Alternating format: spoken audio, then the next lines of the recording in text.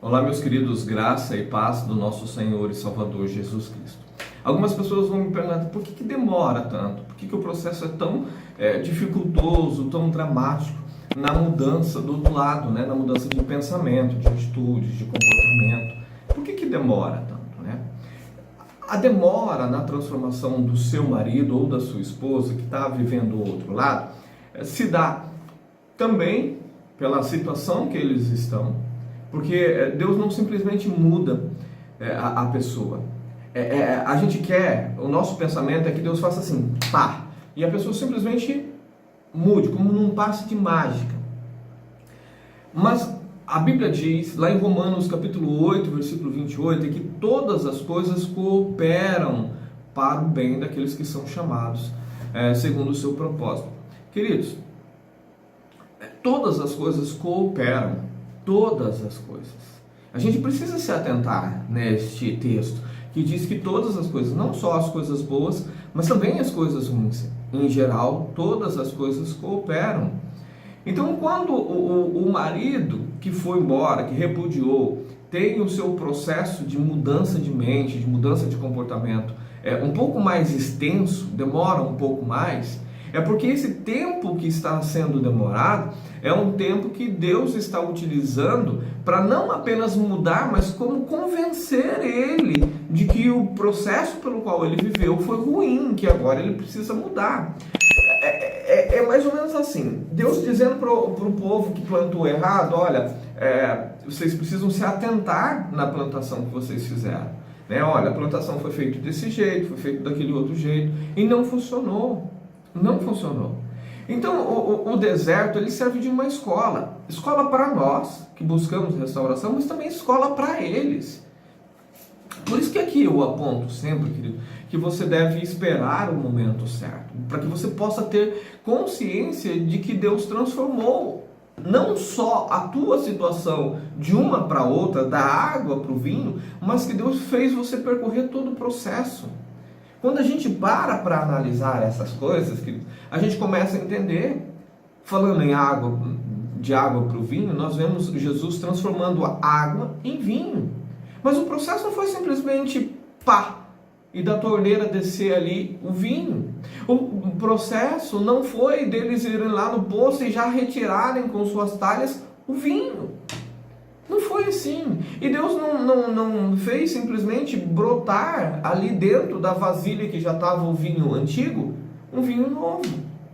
Não. Teve que ter a participação humana, teve que ter ali trabalho, para que as pessoas pudessem entender que não é um simples passe de mágica, que existe um aprendizado em cima de tudo isso. E uma das coisas que a gente percebe é que Maria chega para os empregados e diz, façam tudo o que ele vos disser. Não é simplesmente, olha, está resolvido o problema de vocês, descansem, vão fazer outras coisas que o problema do vinho já era. Não. Fiquem à disposição de Jesus e façam tudo que ele vos disser para fazer. Quando a gente olha para a mudança do marido, a gente quer que ela aconteça assim, de forma abrupta. Não é. Até porque, para ele ir embora, para ela ir embora de casa, para eles encontrarem outras pessoas, não foi assim, de uma hora para outra. Existiu um processo. Processo esse que, se a gente tivesse tomado um pouco mais de cuidado, não vou dizer para você que a gente evitaria, porque tem um outro lado, mas a gente estaria melhor preparado para a situação toda. A gente estaria melhor preparado. Mas a gente é negligente quanto ao processo. A gente quer a transformação da água para o vinho. Quantas vezes teu marido prometeu mudar e não mudou? Porque o que nós queremos é o resultado final. O meio não nos interessa. A forma como vai acontecer não nos interessa. A gente está vendo o problema e a gente quer a solução. Como se chegar na solução, isso pouco importa. Mas para Deus importa. Porque quando Ele nos leva para o deserto, não é o objetivo final que Ele está pensando. O objetivo ele já conquistou, já é nosso, tal. Pronto. A restauração do teu casamento, querido, ela vai acontecer. Fique tranquilo que ela vai acontecer. A questão toda que Deus está fazendo é observando como que está o teu coração no deserto. O que é que ele precisa mudar, como que ele precisa mudar, como que é a forma que ele precisa utilizar para mudar o coração A Bíblia diz lá em Deuteronômio que Deus nos leva ao deserto para verificar o que estava no nosso coração. Oséias vai dizer, olha, eu levo ela ao deserto para falar ao coração. Ou seja, o deserto é uma escola. O deserto é um trabalhar de Deus. O deserto é um trabalhar de Deus. E quando a gente não entende isso, queridos, a gente passa o nosso deserto procurando a mudança no outro, esperando a mudança no outro, sem entender como funciona, porque a gente não entende nem o nosso próprio deserto. Como que a gente vai conseguir entender como que Deus trabalha lá do outro lado? A nossa oração é: Deus muda o marido. Mas como que Deus vai mudar o marido? Deus transforma a minha esposa. Mas como que Deus vai transformar a tua esposa? Quais são os processos necessários para levar eles a uma mudança completa, genuína, para chegar ao arrependimento? Muitas vezes você acha, talvez você pense que o caminho para Deus levar o teu marido ao arrependimento seja a ruína, o fracasso. E muitas vezes não é isso. Nós temos cônjuges que não precisaram perder os seus empregos, que não precisaram perder as promoções que conquistaram, que não precisaram passar por tempos difíceis em áreas financeiras ou da saúde. Simplesmente Deus trabalhou na bonança. Simplesmente Deus trabalhou na questão de homens e mulheres que precisavam sentir a falta de Deus mesmo tendo tudo. Então, queridos, não cabe a nós definir como Deus vai fazer, como Deus tem que fazer, né? Porque muitas vezes a gente quer exigir de Deus, olha, Deus faça assim, Deus faça assado. Não, a gente não tem que fazer isso. A gente tem que viver aquilo que a Bíblia diz. Aquilo que a Bíblia diz é que nenhum dos planos de Deus podem ser frustrados. Deus vai fazer, Deus vai mudar, Deus vai corrigir, Deus vai aperfeiçoar, Deus vai transformar, as coisas vão acontecer. E para isso você precisa, então, esperar com paciência no Senhor. Deus vai transformar todas as coisas. Deus vai corrigir o teu marido. O que você não pode, querido, é por não ver as coisas acontecendo, é desistir. Pastor, mas o Senhor está me obrigando a buscar, o Senhor está me obrigando a permanecer, e se eu quiser desistir, pastor? Se você quiser desistir, querido, é um direito que lhe cabe. Não sou eu, pastor Sérgio, do canal LPF, ou os meus administradores ali, que vão dizer para você que você tem que buscar, e se você não buscar, a gente vai colocar você numa prisão. Não. Você não quer buscar, filho? Tinha uma benção para você. Você não quer buscar? Paciência. Quer arrumar um namorado? Vá com fé, meu irmão. Mas vá.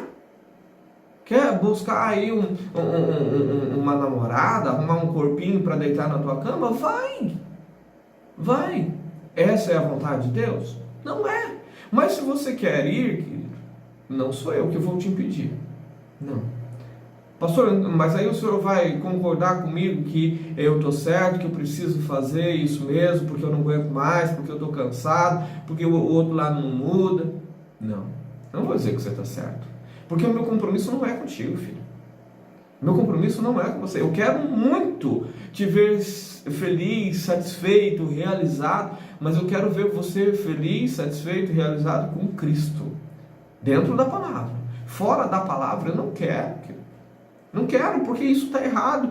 E você pode estar muito bem hoje, vivendo um namorico por aí, desistindo da sua busca por restauração. Você pode ficar muito bem. Queridos, deixa eu escancarar aqui para vocês. Queridos, tem muita gente que desistiu da busca pelo marido e está muito bem lá com a menininha com quem se envolveu, com o rapazinho, namoraram, fizeram sexo, tiveram filhos, ou não fizeram sexo, não tiveram filho, decidiram se casar e tudo mais. Estão muito bem. Mas a Bíblia diz uma coisa para nós e que a gente não para pensar, porque não nos interessa, né?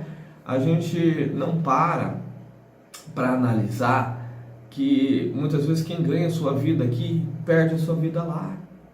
Querido, não adianta você estampar um sorriso de orelha a orelha se você não estiver dentro da palavra. Não adianta. E aqui o meu objetivo não é colocar um peso sobre os seus ombros, nem muito menos te colocar numa prisão. O meu objetivo aqui é que você entenda a palavra do Senhor. E isso também não vai ser, como eu disse, rasgando a tua cabeça, empurrando de goela abaixo. Não vai funcionar assim. Mas eu preciso te orientar. Porque ai de mim se eu não fizer isso. Ai de mim se eu tomar um caminho alternativo e dizer para você tudo bem, aquilo que a Bíblia diz que não está tudo bem. Ai de mim. Então eu digo para você simplesmente aquilo que a Bíblia diz. Querido, ou você fica sozinho, ou você se reconcilia. Pastor, eu quero ficar sozinho. Fique na paz, meu irmão. Fique na paz. Você tem essa liberdade. Não quero me relacionar com mais ninguém, não quero voltar para o meu marido, não quero voltar para minha esposa, quero ficar sozinho. Fica. É a vontade de Deus? Não, não é. Mas você tem a permissão de Deus para isso? Tem, está na Bíblia, está escrito. Então, perfeito. Pastor, eu quero casar com alguém. É a vontade de Deus? Não, não é. Tenho permissão para isso? Não tem. Não tem. Então espere o agir de Deus, espere o transformar de Deus na vida do teu marido, na vida da tua esposa. E se você não quiser mais, querido, é um direito que lhe cabe, permaneça sozinho e ponto final, sem problema. Mas se você não conseguir permanecer sozinho e você der margem para Satanás entrar na tua vida, querido, tudo que eu quero, tudo que eu almejo, trazendo as ministrações aqui, é que você esteja cada dia mais parecido com Cristo, cada dia mais firmado na palavra do Senhor. Porque tempos muito mais difíceis do que estes que nós estamos vivendo virão sobre as nossas vidas. E quantos apostatarão da fé? Porque vão querer sentir-se privilegiados em alguma forma, beneficiados de alguma forma. Que Deus abençoe a tua vida. Fique na paz do nosso Senhor Jesus Cristo e não desista. Se desistir, permaneça sozinho. Que Deus abençoe a todos.